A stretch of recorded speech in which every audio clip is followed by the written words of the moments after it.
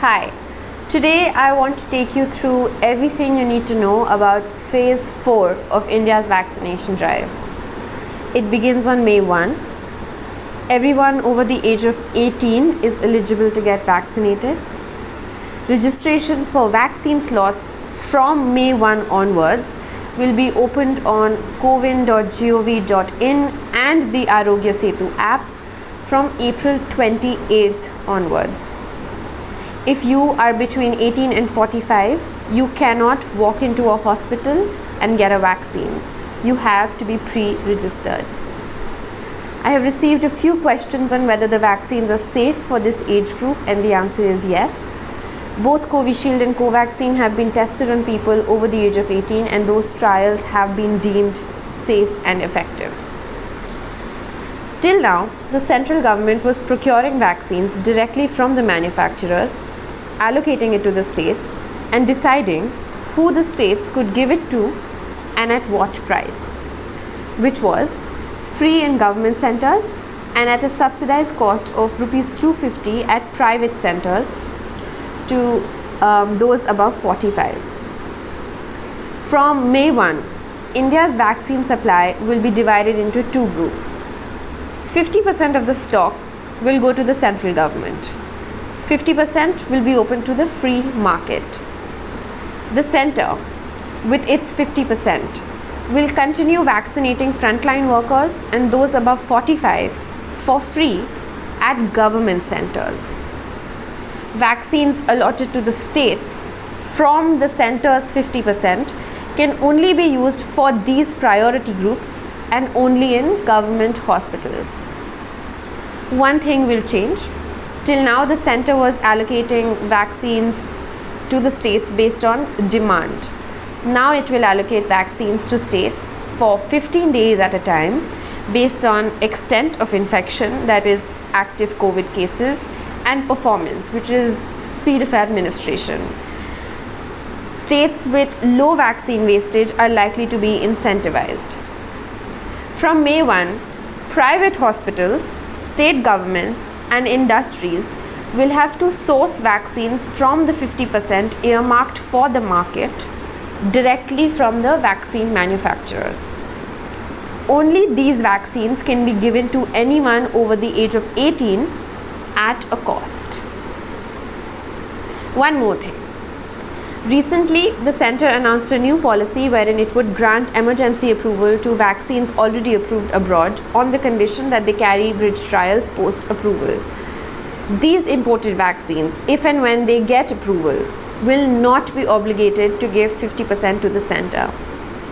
Which is to say, if and when a foreign pharma giant brings its vaccine to India, it will be free to directly sell the entire stock in the open market at a competitive price. Johnson & Johnson has already applied for permission. Pfizer has said it has taken note and will soon apply, but that it is interested in selling only to the central government in bulk. As I said before, any vaccine that is being sold by manufacturers in the open market can be provided to people between 18 and 45 at a cost. What that cost is still being worked out now that there are so many moving parts. The new rules say that vaccine manufacturers can pre-declare a price point. Serum Institute has already done that for Covishield. It is selling the vaccine to state governments for Rs 400 per dose, so Rs 800 for the necessary 2 doses. Private hospitals can buy Covishield for Rs 600 per dose, so Rs 1200 for 2 doses. Bharat Biotech is yet to announce costs for selling Covaxin to the state governments and private hospitals. But its chairman told Mint on April 22 that their goal while deciding the cost will be to recover as much money as possible that they spent on developing and holding trials. Sputnik 5, the Russian vaccine which has recently received emergency use authorization, is also yet to announce price points. It is not clear at this stage by how much state governments and private hospitals will mark up this cost price for covering their administration and logistics cost plus a profit margin. There are no guidelines as yet. But here's the gist. Vaccinations for the entire 18 to 45 band, approximately 600 million Indians, will either have to be paid for by the states or by the citizens themselves. The central government will not pay. Breaking it down further, if you are between 18 and 45 and you choose to get vaccinated at a private hospital, you will have to pay how much the hospital paid for the vaccine, plus a service charge, plus a profit margin per dose. If you are a frontline worker, healthcare worker, or above 45 and have already received your first dose at a private hospital at the subsidized cost of rupees 250, you will have to pay much more for your second dose if scheduled after May 1 and if you choose to get it in a private hospital. If you are between 18 and 45 and choose to get vaccinated at a government hospital, you don't have to pay anything in Bihar, Sikkim, Chhattisgarh, Assam, Kerala, Madhya Pradesh, West Bengal and Uttar Pradesh. These states have announced free vaccines for everyone till now. This is likely to put pressure on other states to do the same, but all may not choose to do so or be able to do so. And if you're between 18 and 45 and you choose to get vaccinated at a private hospital, you will have to pay for the vaccine plus a service charge plus a profit margin per dose. This price that you'll have to pay in private hospitals will vary from state to state, from hospital to hospital, depending on how much profit margin they charge, how much their service fees is, which vaccine they buy, and even factors like how far the hospital is from the manufacturing centers, which affects transportation costs. So one nation, many prices. I also want to quickly go through the center side of pricing for buying and administering vaccines. The center initially procured 5.6 crore doses of Covishield at rupees 210 per dose, funded by PM CARES. Lately, it has been procuring it for rupees 157.5 per dose, funded by the health budget. It will continue receiving Covishield at this price till July based on a prior agreement with Serum Institute, after which it will also pay rupees 400 per dose, the same price that state governments have to pay for it now. For Covaxin, the center has been paying rupees 206 per dose. Bharat Biotech will also continue selling to it at this price till July as per a prior agreement. So there is a considerable price gap between how much the center and the states have to shell out for procuring vaccines in bulk. There is also little clarity on the mechanism that manufacturers will employ to decide among states that place orders. Professor of Developmental Economics at TISC, Professor R. Rajkumar, told Indian Express that this kind of control being handed over to private players will lead to prioritization of commercial interests over social ones, which is to say that private companies would prioritize selling at rupees 600 per dose to hospitals and not rupees 400 per dose to states.